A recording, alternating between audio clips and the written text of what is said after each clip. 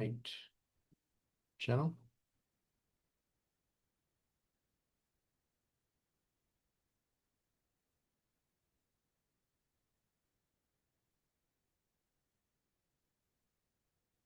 Okay. We are live. Right. Sweet. Cool beans. So Matt, how you doing today? I'm doing pretty well. How are you doing? I'm okay. I wanted to wish you a happy cheesecake day today. Happy Cheesecake Day. Okay. Happy cheesecake, yes. I wonder, Cheesecake Factory is probably hitting all-time high today. It's amazing to me that Cheesecake Factory is still around Why? because it's one of those ones that you kind of grew up, loving, and it just, you could go in there about 10 years ago, and I bet you the menu's the same. The menu is huge, and it's just nothing's really that different about it. It's like it's still there. I You guess. disagree? Are you not surprised that I Cheesecake mean, Factory is still around? I mean, the what food is is their moat? Really? Cheesecake? cheesecake, yeah. The I food mean, is the food is subpar. Like they have so many things on the menu, and we've the ordered so menu many is of them. it's a booklet. Yeah. And it's not very good. I don't like it. The food, it's like, nope, no, thank you. Um, but the cheesecake is really, really good. Yeah, the cheesecake is number one. There's no doubt about that. So yes, maybe that is their moat. Yep. And I mean, they just had earnings. They just had earnings yesterday, and the stock is up today. It's almost at a 52-week high. So, I mean, if you're an investor, you're doing pretty well this year. Almost doubled. It's almost like 100. It's over 100% in a year, in 1 year's time frame. So What they're is doing the ticker for the cheesecake? ticker cake. Is it cake? It's Okay. cake. Cake. Yep. Cheesecake Factory one. Yeah, a 69.7 for a high. Hmm. Well, Sir. I have to look into it. I had this exact same thought, this weekend I was at a gas station and I was just pumping some gas and I look up on the hill and there's Cheesecake Factory. And I said, oh my God, it's still around. Funny you said that. I was like, huh. Because I put it in the same kind of category. Maybe I'm crazy. I put it in the category like, you know, Bed Bath and Beyond. It's just one of those fixtures of the past. So, Hmm. but just goes to show you got to go in a little deeper on things. So they must be doing something right. Yeah. Well, happy cake day. Happy cake day. Yeah. All right. Okay. So, all right. We do have a bunch of stuff happening this week. A ton of stuff. Right now, I think Trump is live. He is signing some kind of bill. Um, and the Fed just released their statement, I believe. So they Uh, should be there. I imagine they kept it steady. yeah, interest rates are the same. Okay. Um, but it says that they were divided, meaning that some of them want to cut, some of them do not. So that's going to be interesting. Um, the market is pretty much non-responsive. You take a look at it. It always is interesting though. Sometimes there's fireworks in this press conference that he has at 2:30, Yeah, so right? I think everybody knew that they weren't going to raise or cut. Everybody knew that. And so now it's just a matter of what they say of when they will cut. Right. So the guidance going forward. Yeah, so might be interesting. Um, but yeah, I like, the GDP numbers came out this morning. They were good. The economy just keeps humming along. It's doing fine. And then you got the jobs numbers, and those were doing fine. So the economy is still seeming to do fine, although as a consumer, um, I haven't seen a lot of relief, in my pocketbook. No. Yeah, gas prices came down, okay. But you go out to a restaurant, like Cheesecake Factory, and Hmm. you're You're paying an dropping arm a and a hundred leg. dollars. I mean, even without, if you even, let's say you don't have kids, you're dropping an easy 100, right? You know, it's weighing on people for sure. I mean, anybody. Yeah, I mean, I got three kids, and we drop like 50, 60 Yeah. bucks every time we go to McDonald's or Taco Bell. Like Yeah. it's insane. They're like, Um, we're having a peanut butter and jelly tonight. Yeah. so, but luckily, the stock market is still in full swing. It's still moving higher. We'll see how it goes. So while we're waiting for the Fed to come out with something, um, the biggest other news was Mr. Trump and his wars. I don't know if you knew this, but two countries, at least these are the two countries that I know of, have nominated Trump for the Nobel Peace Prize this year. I did not know that. One of them was Israel. Okay, that one is Yeah. like okay. The other one was Pakistan. Pakistan nominated him for a Nobel Peace Prize because he basically got in the middle of them in India when they were, shooting at each other, and he Right, a couple stopped. months ago. Hmm. Excuse me. Bless you. So he stopped that war. He organized a truce between the Hamas and Israel.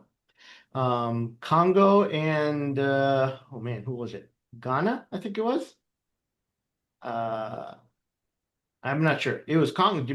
It was Congo and somebody else, and there's two Congos. So forgive me if you're from there, but I don't know my African geography as well as I should. But yeah, so he stopped a war there. So that was three wars. And then just recently, this week, there were two other countries that were in Africa that were starting to shoot at each other. Yeah.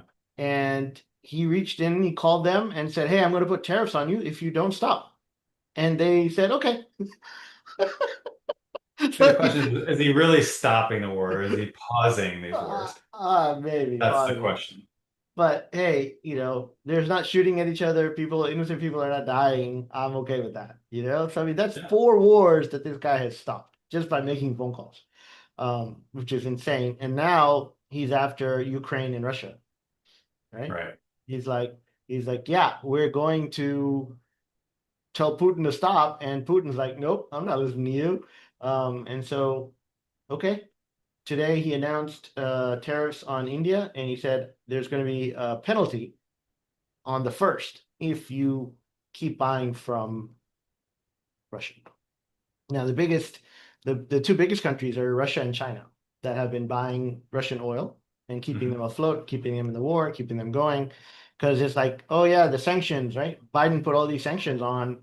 I don't know if they've made any difference to Russia because they're still selling their stuff, they're still financing the war, and now they're winning. So for a while there, Ukraine was like, okay, yeah, we might actually take back our stuff. It's like, yeah, no. Sorry, Yeah, buddy. there's always workarounds, right? They're always working, and you could see that with Iran, right? At times, Mm-hmm. Yep. this sanctions are, they're great news clips, but what actually happens is a whole nother story. So, but I agree with you. Yeah, it is. It's good that he's stopping some of this craziness. So that's why I believe we had a big spike in the last 2, 3 days in oil is Hmm. because of this rhetoric that, hey, I mean, I don't see any way where Putin is going to stop the war just because Trump says so. And so we might be in for higher oil prices on that regard if he comes out and he starts putting, bigger tariffs on India and China. So both of them are probably going to kick back. Now, yesterday they announced, that they're still talking with China. They don't have any kind of tariff deal with China, but they're just kicking the can down the road. So yeah, they're like, okay, we're gonna meet again, and then we have 3 more months to figure it out. And then, oh, we got, who knows how much time more to figure it out. Right. So China's smart and they're playing the long game and they're just pushing things along. But I'm really not sure how India is gonna respond. Like we've heard news from all these other countries, that their tariffs went up, but what about happening to India? Like I haven't heard anything about India except from today. So I it's don't know. gonna I be could be wrong. My sense is that they will. capitulate. Who's going to capitulate? India. And what are they going to do? They're going to stop buying from Russia?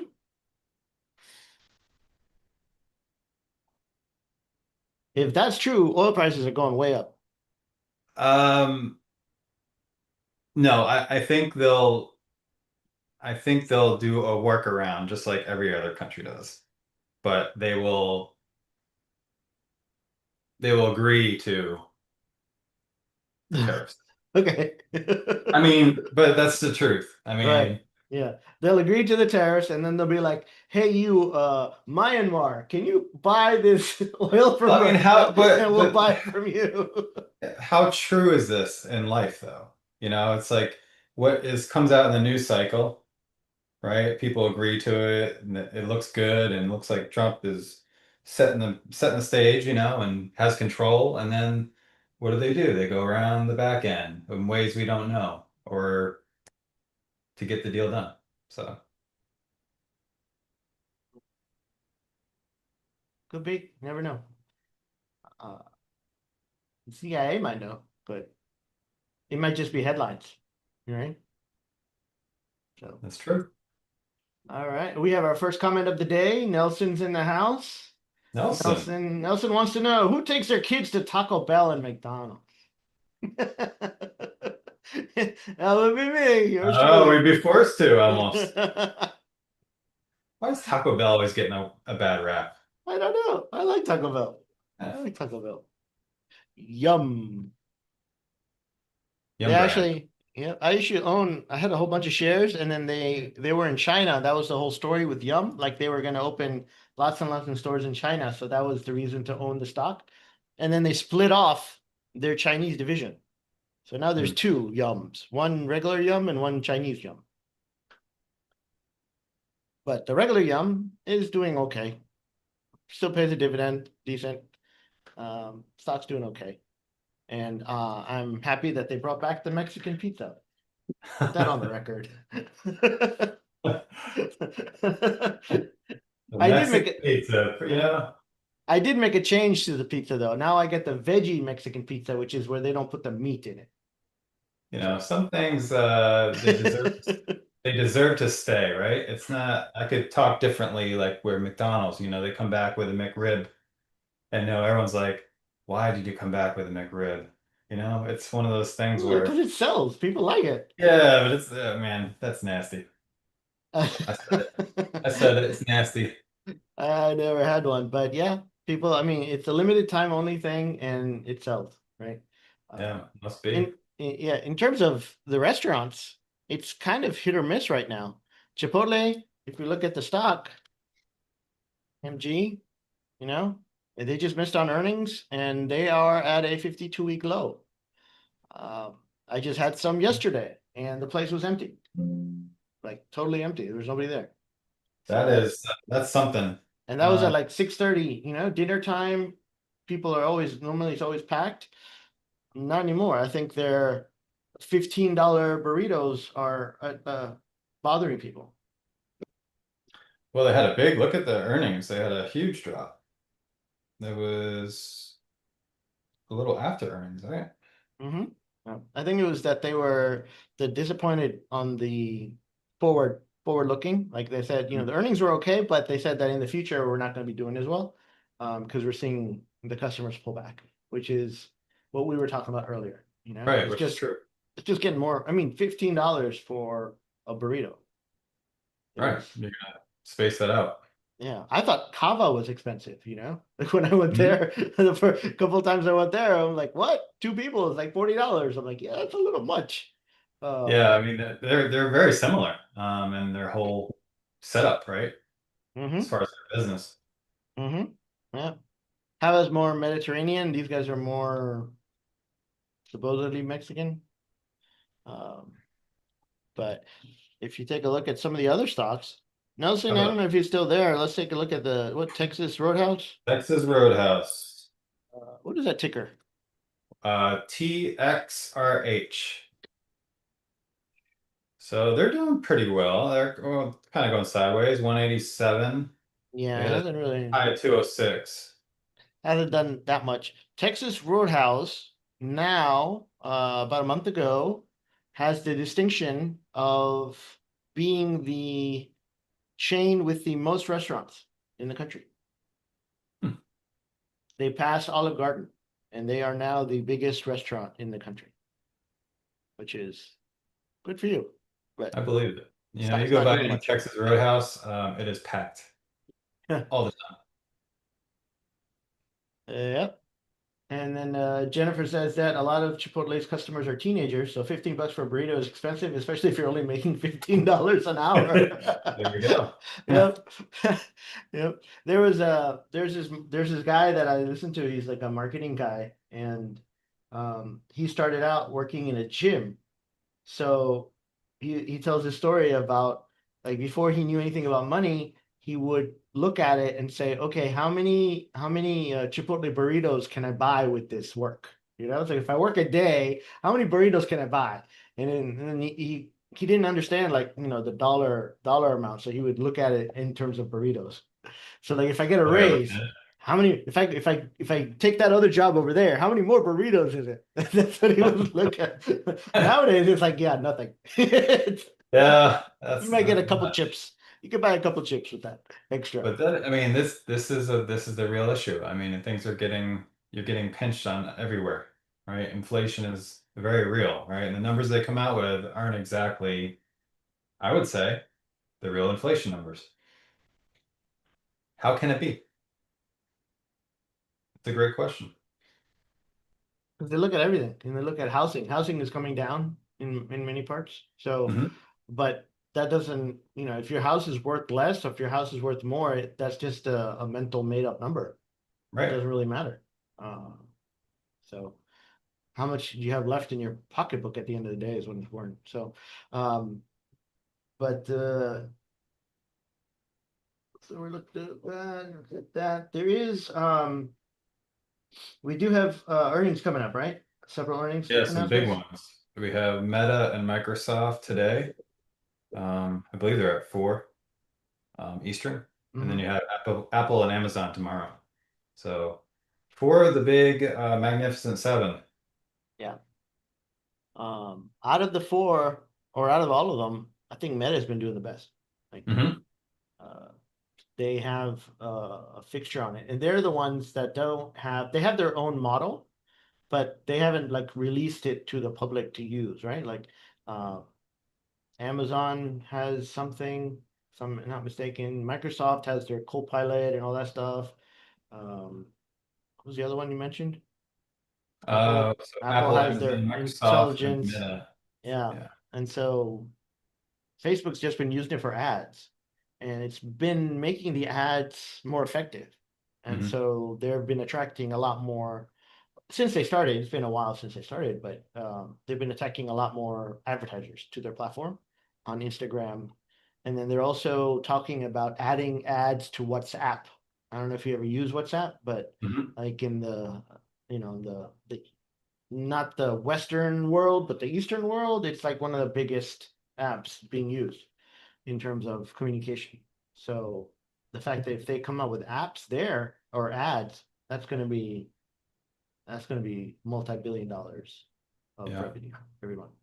I So think it brings up an interesting question, that if this is such a race for AI, it's going to come down to um, what company, right, does it correctly, right? They want to get there first, right? Whatever company's out there, they want to be there first and take advantage of it. But there's a lot of potential because it's kind of a little Wild West right now. They can make a lot of mistakes. So it's going to be the company that has the best long-term vision, and I think that is most efficient going forward. So you may not necessarily, I think there could be a lot of problems, a lot of issues, I think, for companies, a lot of mistakes, possibly. So it's important to think of that. I mean, I'm going to push back. I think it's going to be luck. You think it's gonna be luck? I think it's going to be luck.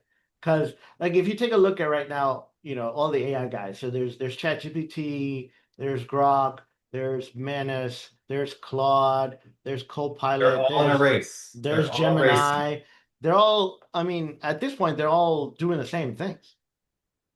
You know, Perhaps. you can have one write a letter for you, and they can all write letters for you. You can have one make an image for you. Now they can all make images. You can have one make a video for you. Now they can all make videos. You can have one do research for you. Now they all do research.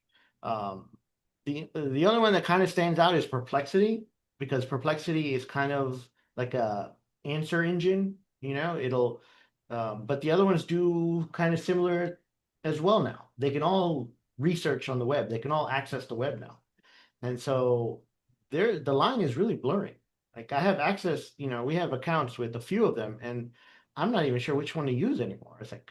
Well, that's kind of my point though. Like, I think I want to go from the consumer side, right? Mhm. I'm a little hesitant that these companies are moving so fast, right? That they can make a ton of mistakes, right? And then who can be the on the wrong end of this, right? The consumer. Maybe What I'll do you look a mean? little further. So let's say maybe for security reasons, right? They go into AI, they do this or whatever. Um, then all of a sudden you can have security issues. Maybe they did something that you didn't expect. What I'm trying to say. These companies, it's just moving so fast is my point. That I think the companies that are come there that are going to be on top have to have a clear vision. They have to have a competitive advantage, right? So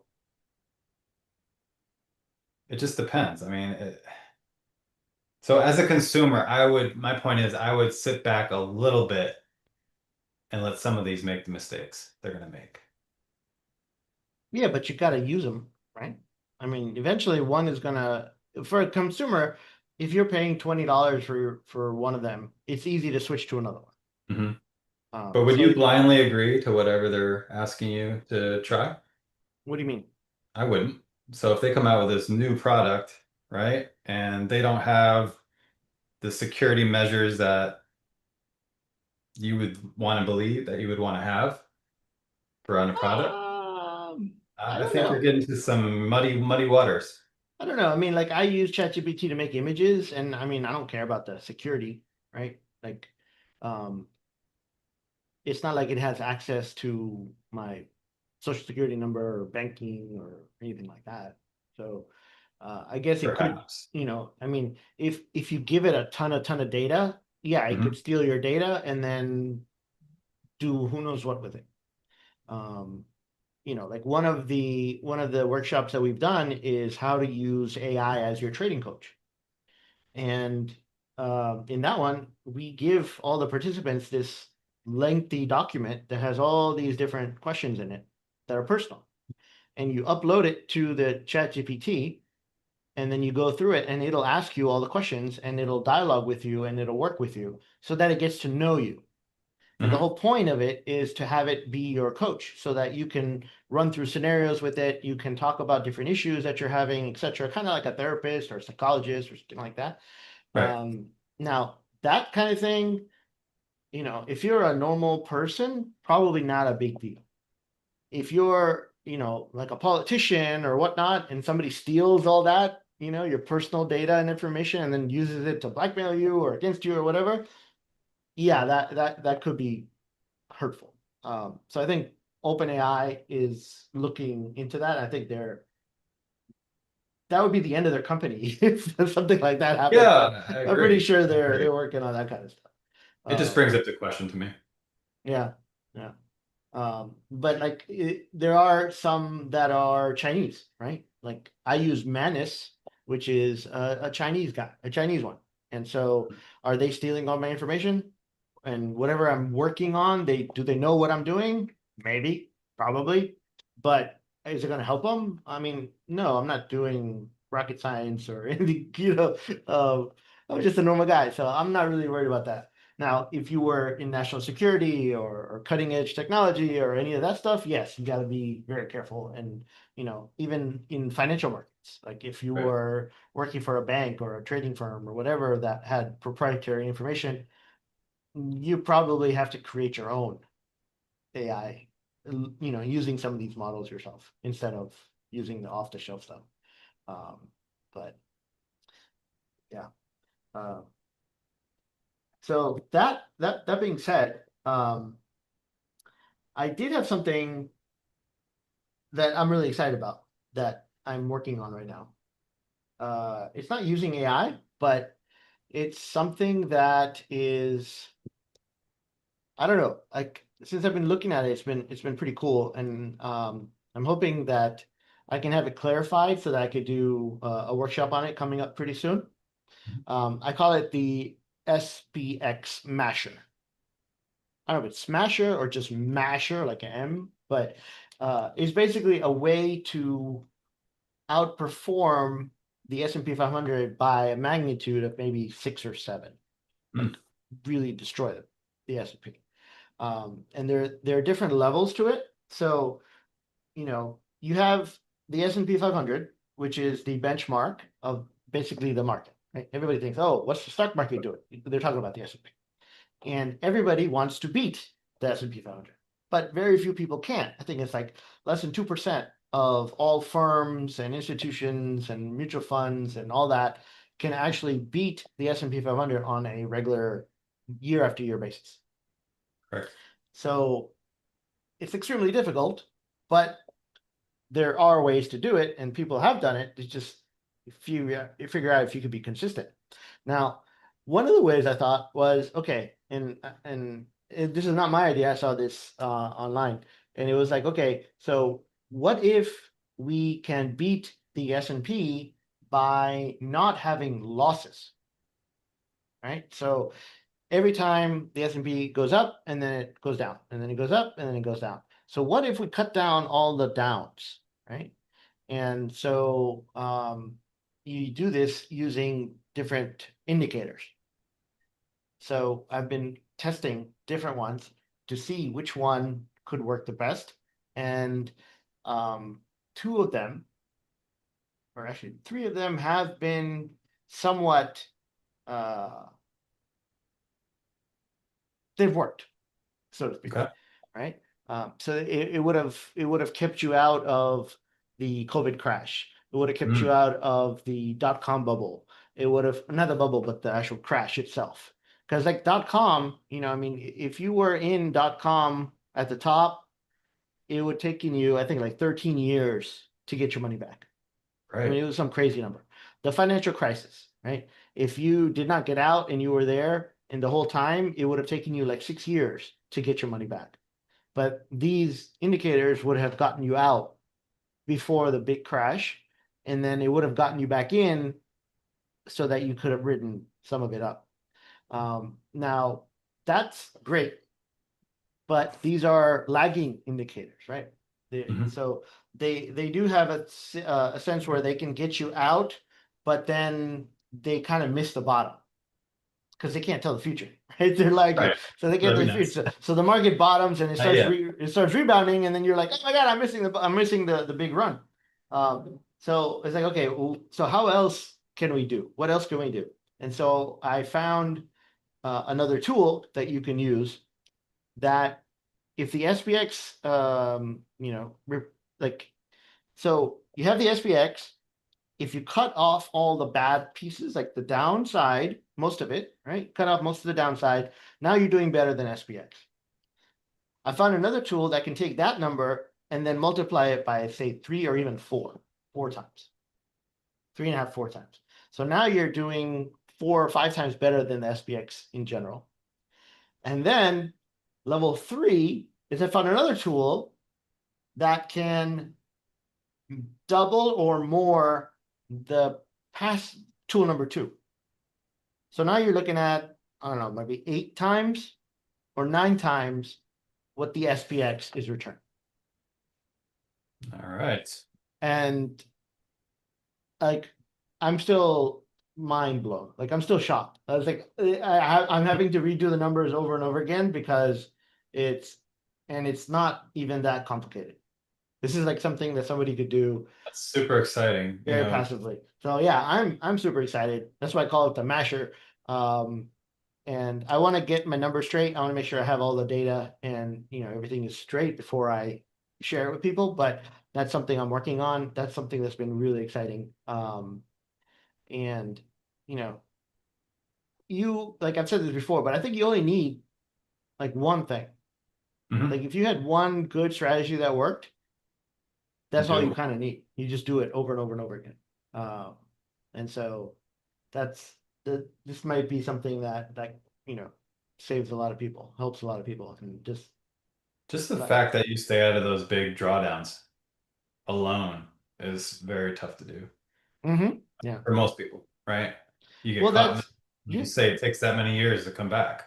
Um, so that's number one. And then if you have something like you're talking about, that's exponential. Because like the drawdown, the worst part of the drawdown is not that you lose money, but the people that are in it, right? They get out at the worst times. The Oh yeah, emotions, absolutely. Yeah, the emotions are the emotions, the terrible. feelings, oh, how could I be so stupid? Oh, I'm an idiot. Oh, my wife is yelling at me now because I lost all her money. Those emotions are real. Like you can, I think most people, even when they're in that moment, they know it's wrong, right? But it's just, it overtakes them, right? Uh-huh. You're just like, you just see the count, it keeps getting lower and lower and lower, and you can't take it anymore, right? It's like somebody putting like a hot burner on you, right? It's like you just got to jump out. Yep. Um, so, But so it's gonna be interesting. Connor's asking, oh, Connor's saying he can't wait. Hopefully it's what I signed up for email last night. Actually, Connor, no, it's not. That was something different thing. So this is I want to do it as like a workshop, 2 or 3 hours. It won't take more than that to explain it and to show how it works and the results and everything. So I want to do it as a workshop. That's coming up as soon as I get it down. Yesterday, what we did, and we're going to send another email about it today, that's something completely different. Um, that is where we are, and I've been thinking about this, and it goes back to the emotional stuff. Thinking about it, about automating trading. So, are there strategies that we use that can be done by a computer? And then, if there are, then can the computer do it better than us? And could we just set it up and have it run? So I'm looking into that as well. I had a couple of people reach out to us and they wanted to, for example, they wanted to license market power, the strategy itself. They're like, oh, hey, can we take this and put it on our automated system and let other people use it? Or do you want to do it yourself? Or, we can work as a partner. So that we're just having conversations and I wanted to see if anybody on our list would be interested. And so I sent out an email yesterday, sent out an email today about, hey, have you ever done automated trading? Are you interested in it? Put your name on the list. And then once I have some concrete stuff, then I'll reach back out to you and I'll be like, oh, hey, I have some details. Here's what it is. If you're interested, you want to do it.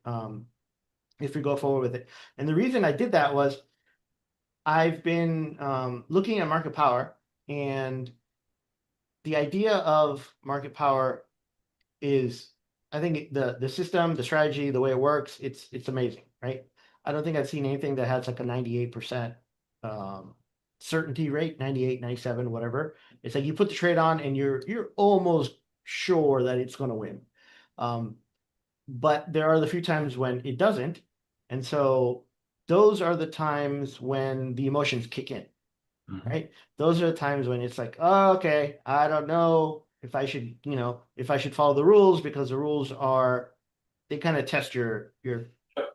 Test your uh, resolve, test your resolve. Okay, that's test one your way to put it. resolve, no doubt. And so, I want to make sure that the system is the best possible. So in our community, right, Matt does all the trades, the market power trades, and he posts them and he says, okay, this is what I got in at. This is if there's an adjustment, this is what I got out at, and then this is the adjustment that I made, and then if there's another one, then this is the. So I went back and I looked at all of the adjustments and I back tested them to see, okay, what went wrong. Like we have some losses. So, okay, could we have avoided the losses? Could we have minimized the losses? What can we do differently to learn from these? And The problem with market power is that there are so few losses that it's taking a long time to learn. So we've been doing this for 2.5 years now of live trading with market power, and we only have like 7 losses to learn from. So it's not statistically like we have all the information that we need. But still, I went back and I looked at all of them, and I realized that Matt wasn't exactly following the rules. Oh, I So tried. I I'm gonna call tried. you out on that one, Matt. The rules say one thing, and human nature and our brains and our resolve You are went back and analyzed my resolve, is what you yeah, did. they say something else, right? Sometimes. And so if he had followed the rules exactly, the results would have been much better.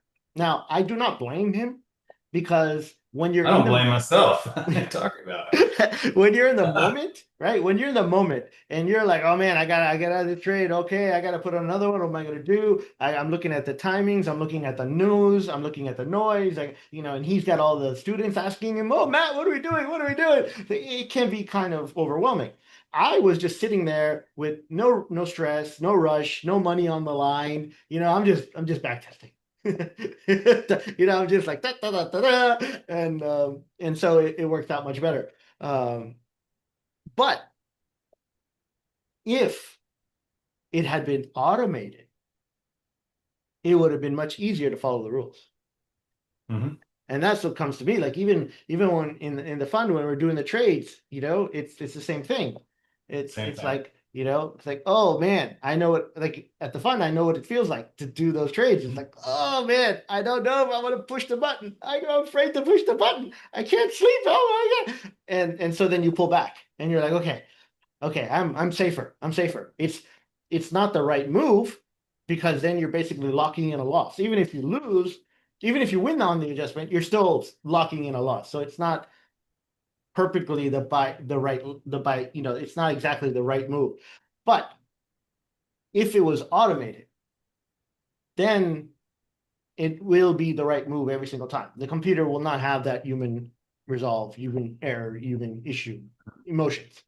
And so that's kind of where I was really looking forward to this. It's like, okay, if we can somehow automate it, because there are certain pieces of market power that are strictly by the book, like, hey, when this happens, you do this. When this happens, you do this. But then there are certain other aspects where, like, okay, if this happens, then you got to wait. You got to eyeball it. You got to check it out. Use your best instrument, use your best guidance, It's and a little then gray. It gets a yeah, little gray. Yeah. so that's so the back testing is really helping with that, and we've come up with a few things that I think that are eye opening. Where it's like, okay, maybe it doesn't matter. Maybe the timing doesn't matter. Maybe this doesn't matter. Maybe we can just simplify it. So that's gonna be a big deal. And so I'm still talking with this guy or this company that has the software, and we might have it so that auto market power can be auto traded. And the idea was, I went to him, I was like, dude, it has to be in um, major brokers.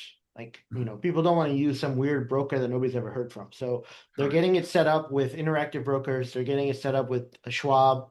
They're getting it set up with Tradier. And so, if the basically it's like once you set up the mechanics, like how many contracts do you want to do, how aggressive do you want to do, what kind of return you're looking for, we we say anywhere from 4 to 7, 4 to 8% you can aim for. Do you want to go 5% or 6%? Do you want to do adjustment or not adjustment? So there are certain questions that you have to answer, and then we'll have that set up in the screen. And then once it's set up, then the computer takes over, and every time there's a signal, the computer will do the work for you. So it'll be done in your account. It's your money. Nobody's touching your money, right? Nobody has access to your account except for the computer. But you can, and at any time you want, you could just pause it, turn it off, cancel it, and it can't touch your stuff anymore. And then you can always watch it. So that to me, that was important too. It's like, okay, Right. if I see a signal, I want to go into my account and I want to see the computer doing the work, right? I want to see the trade pop up. Um, and I want to be able to change it if I want to. So these are all things that we're working on, and hopefully we can get it. So the email that we sent out was just to gauge interest, and we did have a lot of people that said, "Hey, yeah, I'm interested." A lot of people are already doing it, which was interesting. Yep. They're working with different companies. Unfortunately, I think about 80% of the people that have already tried auto trading with somebody else had bad results. So I was surprised. Because now that I'm looking at this, I see all the ads on Facebook.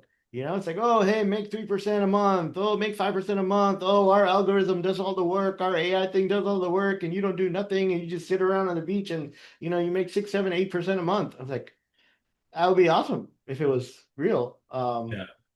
But you'd never know. And so now we're getting some real-term results from people like, yeah, I used this company and no, it sucked. I used this company, it didn't do well. I used Yeah, it. you got to do it right, right? You're in a So whole new yeah. arena. And if we can't do it right, I don't want to do it. So I that's kind agree. of the thing. And like if you think about it, the power of how good market power is, and then if it can be automated, um, I don't know, that just might be it. Like we're done. Like, Yeah, you know, I mean, the to put strategy is fantastic, right? I always say this. I can't tell me where you can go in and do what I think we had like 60, mid 60s trades in a row without a loss, right? You go in the market 65 times in a row and not lose, right? That is incredible, right? And it's all about managing those losses, and there's so few of them. That's the issue. If you can take the emotion out of that, there's definitely something there. So yeah, Mhm. very exciting, extremely exciting. Yeah. So now you take that, you put the market power in there. Maybe you take the masher that I was talking about, you Mhm. automate that, you put that in there. There's a couple other strategies that I'm looking at. So if we can have 4 or 5, maybe 4 strategies that all kind of are separate, they all act Yep. together, but they're all separate. They're not correlated. Um, that's like I'm hoping to have it so it's like, okay, this is retirement in a box. Yeah. It's like you put your money in, flip the switch, and it works, and hopefully, um, but The time is we're here. Time we're is get, now. I mean, this is we're getting ahead of it. ourselves. But yeah, so that's what we're working on. Now, anything happen with Trump or Fed? Did the Fed say anything? Let's see here. Don't think so. The market's still pretty flat. You know, the SPX is what, 14 points up. Hmm. Trump says no decision made on September, so they don't know if they're going to cut in September. Hmm. So they did say they were going to cut twice this year, right? Um, and so that might be November and October or December, but not in September. I personally don't want them to cut. I think the economy is still growing. I think everything I seemingly is okay. I don't see the reason for cutting. Yeah. You know, if you the reason to cut, you know, traditionally is the economy's in trouble. I mean, it's good right now, Hmm. but I don't. And then on the other hand, I don't see Jerome Powell caving into him. I'd be surprised. And my thoughts are there'll probably be about one more cut for the year, maybe one. Probably. Maybe. I don't know. There's no way. I mean, no one knows, right? But that's It'll the depend on what he says in the statement. He might change it and say like, okay, they were going to do one. I think he's just going to leave it blank and not say anything, maybe. Um, but in terms of him having a job, he's got a few months left. And 2026. yeah, Yeah. and I so don't, he's not going to fire him. I don't see it happening. I think that was a test, kind of see. But you know, I say what you want about him. I mean, there's so much to learn from Trump. Like he just puts stuff out there. He's like, okay, what if I say this? What will people say? Can I get away with it? Yeah, okay, then maybe I'll try it. If not, oh, okay, never mind. He just I, throws things out there. he sure does. And I think some of them just get fatigued, right? Or they try to just It's like just I said, so they I don't just know how this guy agree has with so him. much energy. I mean, every day he's in like a different place. He's doing a different thing, saying different things. He's on top of like all this stuff.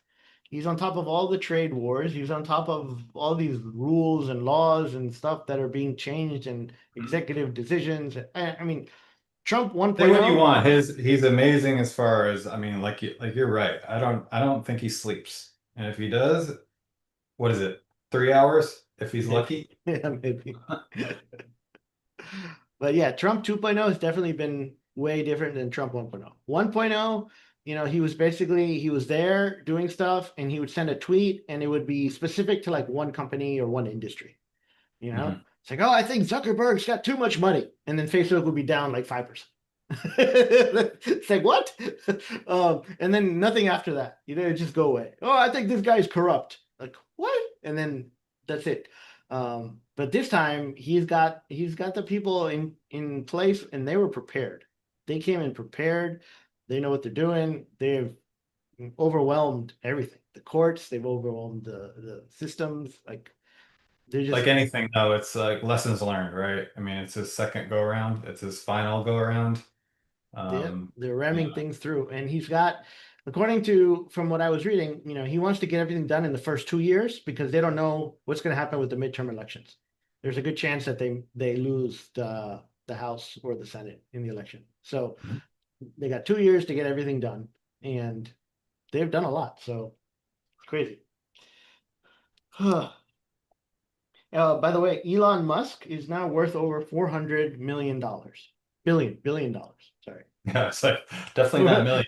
$400 billion for that. And he's supposed to be the way his wealth is growing, even with Tesla dropping, they say he's going to be the first trillionaire in 2027. And he's trying to start a 2027. new party. He's trying to new, isn't that true? He put something out there. Yeah. I forgot what it's called, the People Party or America Party or something Yeah. like that. And I was like, all right, let's do it. Finally, my vote will count. It's like I'm in It's set up in Texas. a way that it won't happen. I'd be very It's surprised. gonna be it'd be very hard, yeah. But like I'm in Texas and my vote don't count. If I want to vote red, doesn't matter. Red's gonna win No, anyway. If I vote blue, it doesn't matter not because in they're not gonna Texas. it doesn't make a difference. So I want to vote. Oh man. And you will be happy to know I did get out of my Eli Lilly Revenge Iron Condor. I took about a 4% gain on it, and I got out yesterday. And this was something that's important to know. Like, so a lot of companies they have a. I mean, how should I say this? Um, so like Eli Lilly is in doing the GLP-1s, right? The weight loss drugs for diabetics and non-diabetics, and them and Novo Nordisk are the two big players. Yep. So kind of what happens to one happens to the other. And so it's like a duopoly in this sense. And so when you're investing in one company, it's very important to know if they are in a duopoly. So for example, if I'm going into a particular sector, right, I want to go into either the strongest company or maybe the second strongest company. I don't want to go into like the runt of the litter because they have lots of other problems. But the strongest company, the best company, the ones that is going to do the best will also withstand the bad news if there is any. And so, for example, if I'm going into a bank stock, I'm going to choose JP Morgan or Goldman Sachs. That's it. Citibank, yeah, it's undervalued. It could do better. Wells Fargo, Bank of America, but these two are the gold standard. And if I don't want to do a lot of research, I'm going to pick one of them. And there's a lot of other duopolies like MasterCard, Visa, Mhm. Pepsi, Coke, um, you know, Philip Morris, and I forgot the other Winston. I forgot the other RJ Reynolds. RJ RJ Reynolds. Reynolds, RJ right? Reynolds. Right. So, it Hertz and Avis in cars. Um, and so you go into one of the top two. And in this case, right, yesterday, Novo Nordisk had earnings. And they came out and they said, hey, we're not selling as much of our GLP-1s as we thought. And their stock dropped 20%. Eli Lilly dropped 5%, even though they didn't say anything. I see that And all the time. Yeah, and they're probably going to drop more, and they got earnings coming up on the 7th, and I was going to wait until the 7th and then I was going to do my condor right through it because I thought it was going to be good news. But in the duopoly, you got to pay attention to what the other company is saying. And if the other company has earnings first, that's good for you because you got to have an idea of what's going on in the industry. And so I saw that and I said, you know what? I'm still up on my condor. I'm taking my money off the table and I'm out. I don't want to do this anymore. Smart move. And so now I'm completely out of Eli Lilly. I have still lost money on that stock. Um, Maybe I'll go in and try to get it back a little bit, or you don't have to get it back the way you lost it. Right. So It's a great point. You always have to look at those competitors, right? yeah, and thank you for talking to me about that last week, and it really helped. So just having you say it in my brain over and over again kind of helped me out. That's why I'm here, Alan. Yeah. Taught some sense into me. Likewise. Yep. So that's good. The other one that I'm still in is MasterCard, which is a duopoly with Visa. Visa had earnings and they didn't do good, and MasterCard's been kind of heading lower. So I'm kind of worried about that one. But Can't help you with MasterCard. There's always I always joke about it. There's one, in trading, there's always one company that just gives you problems. I don't know what it is. It's a fascinating, could be a whole fascinating topic. so is that for you, MasterCard? Yes, like without fail, I'm probably like 80% no good when I trade MasterCard. Really? Hmm. Do you have one for yourself? I just have I think 200-300 shares of it. Um, so it's part of the portfolio. Actually, Yeah, like a I whole. was selling naked puts. I got assigned, and now it's heading lower. So they do have earnings coming up, and I've sold How you're calls. trading it is important, I think. Yeah, So so I was, it's been doing fine. It was going up. I've been selling naked puts on it, so I've made good money on the puts. I did get assigned, and now I've sold calls at the price where I was assigned at. So I did that for a couple of cycles, a couple of weeks. I've been doing it weekly. So I've been a couple of weeks. And then I noticed, hey, earnings is coming up. So I'm not going to sell the calls. mhm. Hopefully in earnings, it will go through my short strike and then I'll sell and I'll get out. But if earnings is bad, like Visa's was bad, and it keeps going down, then the pain will continue and a short trade will turn into a battle and a war maybe. So, Right. but it is a company that they're strong. They have basically a duopoly, right? Them and Visa are the only game in town when it comes to processing credit cards, pretty much. And so I'm okay with owning it for a while. Makes sense. Yep. All right. I think we've talked about everything I wanted to talk about today. Um, I did a new trade yesterday, which was a credit spread on AVGO. AVGO. Yeah. So Broadcom, NVIDIA, Broadcom, these guys are doing really well. NVIDIA and I think AVGO as well today. Not AVGO, but Broadcom, or sorry, NVIDIA has hit a 52-week high today. So it's doing really well. AVGO, the chart looks really nice. And so I put the trade on yesterday. I'll tell you what I did in a second. I pull it up. It's at an all-time high. I see. Okay. I don't know if it might be an all-time high. Yeah, it is. Hit actually today. 303. Is it? Okay.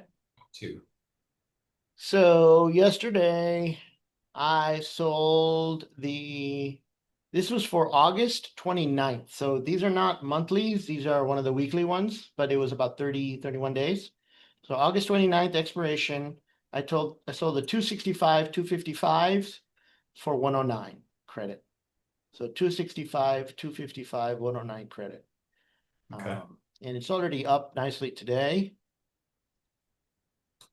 Yeah, stock's up 52-week high. So I got my order in to get out, and I thought that was a good trade. So I just wanted to share with everybody. And we'll see how that one goes. We'll keep tracking of it and the chips seem to be going good.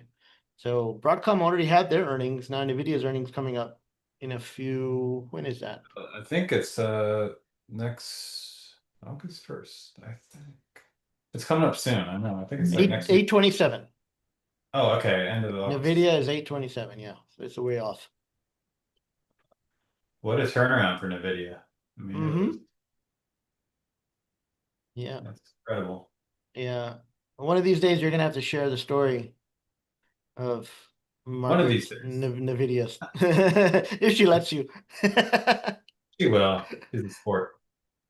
Yeah, that But it was. just it teaches you, she will say, and I don't want to speak for her, but it's like the multitude of lessons that she's learned going through that process. You know, there's always lessons to be taught. Yeah.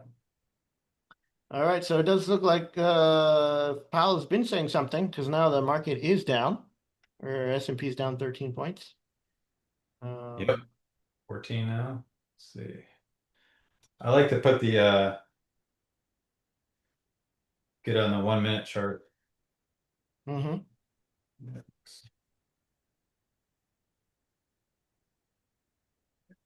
Oh yeah, big change. Lower 17 now. Yep.